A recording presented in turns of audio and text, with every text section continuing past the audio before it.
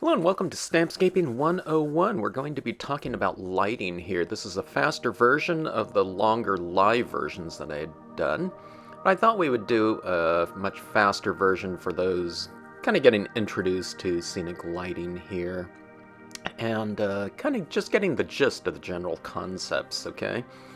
Alright, so let's get right into it here. I have a scene, it's a half-page scene, using the 3 of the large tree trunks and the meadow.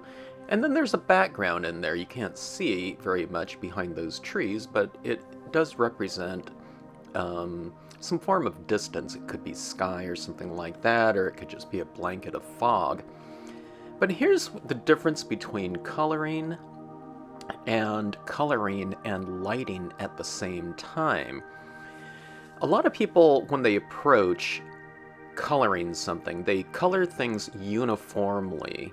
In other words, monotone, mono values, okay? So they would color the trees all the same color, okay?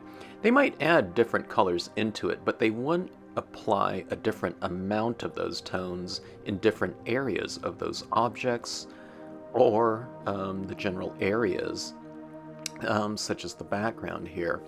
Alright, now what I'm doing here is just a grayscale, and this is what I was suggesting to the viewers of that live stream, is that you practice lighting using grayscale because it's very apparent when you're doing this, areas that you're retaining lightness to reflect that area of light in it.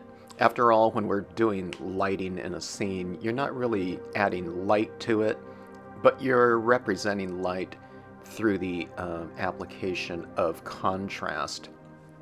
Alright, what does that mean? Okay, now on these trees, I've already applied a grayscale to them. A gray, that memento gray up there. And now what I'm doing with the black is I'm going in and darkening some areas of that gray that has been already applied. But in all 3 trees, the meadow, and that background area, I have retained some lighter areas. So in other words, it's kind of a real simplified kind of explanation of light is just when you're coloring, you got to put the brakes on a little bit so that you don't color everything uniformly. And this applies to whether you're using color or grayscale, okay? If you're, I don't know, doing a green meadow down below, just don't color everything the same tone of green. Have lighter greens, medium greens, and darker greens maybe for the shadows. Don't color everything absolutely, mono value, and then you'll depict your lighting in it. It doesn't really matter, where the lighting is. On this one, I just happen to be doing kind of a left side interpretation of lighting, like the light is coming from the left side. So on the trees, I have darkened the right side of them. But then, instead of coloring everything mono value with that black, again, I've retained kind of the whiteness of the paper on the left side of the trees. It doesn't have to be absolutely white. You can do a grayscale, but just do some other areas of it darker. All right. Now, in this one right here, we don't have so many distinct areas. There's this body of water here, and then we have 3 bits of the Lakeside Cove Large, okay? So you can say that we have kind of 3 objects, but the thing about that water is it represents distance, okay? It's not this flat area of water, okay? It represents something very near, and then the upper area represents the water that's at a distance. So what I'm doing is I'm kind of adding this little bit of a vignette around the perimeter, but then what I'm doing, do you see those streaks of a little bit of tone going across the water? That divides up that area so that it represents different distances. I've treated my water different from left, middle, and side, but also top to bottom we have those little areas that have those striations in the water and kind of divide up that one big lit area with a few streaks going across it. And what that represents is distance within that span from top to bottom. And that's what you would do. You can do that with your, blue tones if it's going to be blue or something like that, or if it's a sunset scene where the water is all kind of ablaze in golden hues. You can do it with your yellows and oranges and pinks and reds or whatever color your sunset would be. But again, even kind of those little minimal areas lend itself to creating distance. All right, just going in here with some grayscale right now.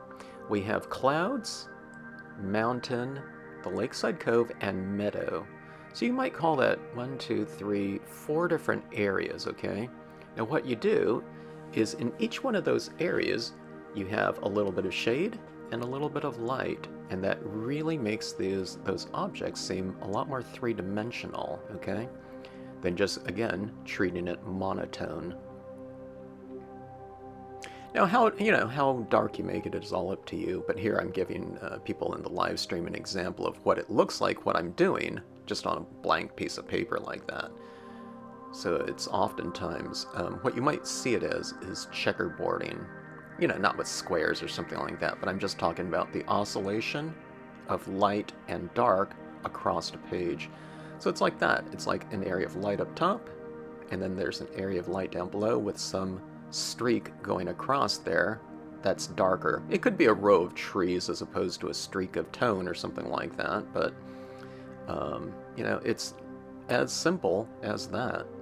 Okay, let's do it again here, but let's do it on a horizontal format. Picture. We don't have a background mountain in there, it's just sky, but that sky has a little bit of light and dark in it. Do you see that? And down in the water, there's an area of light in the middle, and it's darker on the side. And I'm just kind of putting in some little streaks like that, but do you see that area of lightness in the sky? And then you have this area of lightness down below.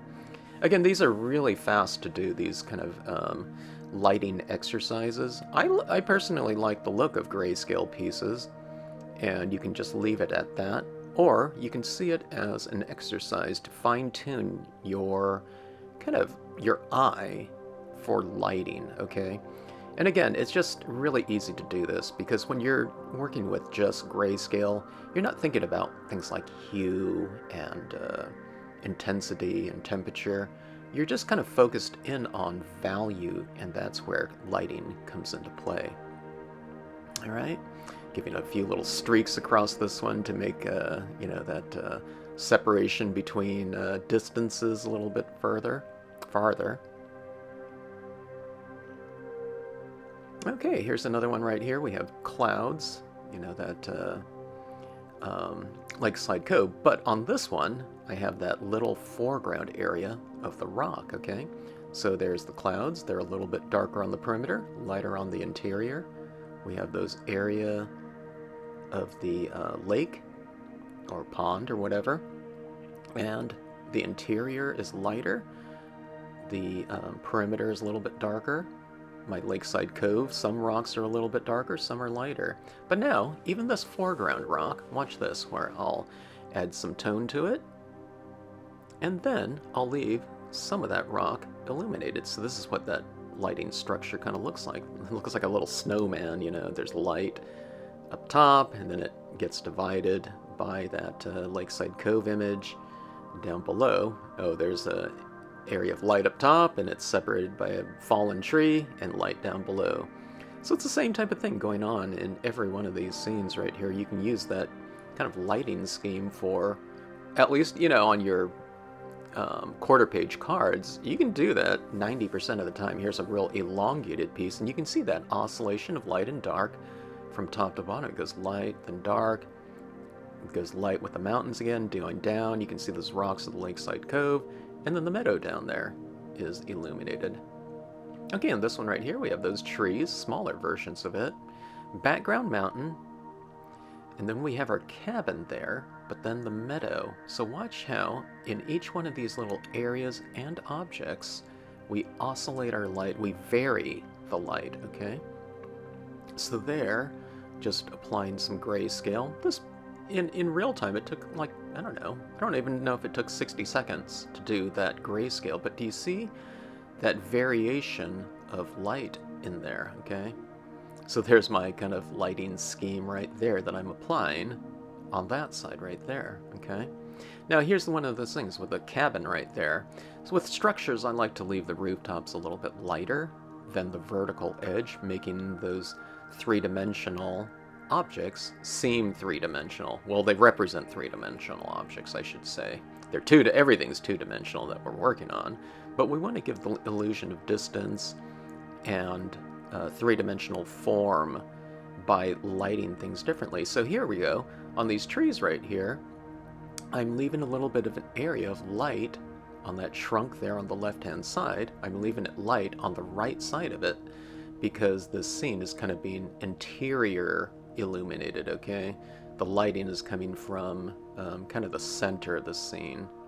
There's no formal thing like a moon or something like that, but that's where the lighting is. It's kind of like stage lighting, like, you know, you're going to a play or something like that, and there's a spotlight down below on the dough there. Okay, but do you see that scenic lighting there? And again, see, I don't color in everything uniformly in that meadow area, so the meadow seems rather illuminated. Now here I'm going in with some alcohol pens, just to get a little bit more detailed with that. I can get in there and color in the side of the cabin with the alcohol pens, no problem. Coloring in that very narrow tree, laid down some gray tones with that. So again, this is not a dye-based ink and cardstock type of thing. You can use this kind of concept using any type of media.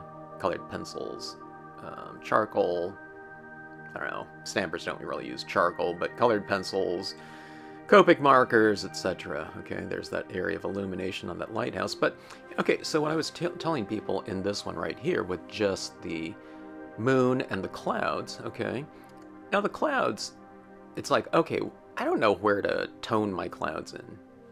It doesn't really matter, believe me or not, you know. It just matters on whether you retain some areas of light on it. It could be the opposite. Now where I have all the darker areas, you know, you could do this again and have those darker areas the lighter areas and the lighter areas are the darker areas. It just doesn't matter. See, there's this oscillation of light happening in there, but there's that area of light around the moon as a light source, and just some of those areas of the clouds down below that are illuminated. And again, it's because I didn't go over all of my clouds with the same uniform application of blue tones. All right, now some people were, I was mentioning to some people that, doing grayscale kind of exercises like this, again, I don't see it as exercises. I love grayscale, but I was saying that you could color tint your grayscale pieces with color, just right over the top of the grayscale, toning and lighting, going with color. But again, if you want to retain some of that area of lightness, don't tone it all out. So you can see that blue is kind of on the perimeter in areas where I've applied that gray and black to, but I left kind of the area of that little solo canoeist illuminated so that it looks like he's in the spotlight. And then there's using a little bit of purple up top there, but again, I didn't lose all of my lighting up there.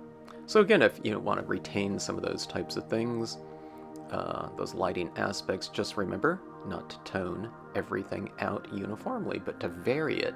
So do less coloring, in other words, retain some lighter areas, and then you will be depicting lighting. So you'll be killing two birds with one stone, coloring and lighting at the same time, and you can do it with this easy type of concept of light, dark, light. All right, hope this video came in handy for you. Thanks as always for watching.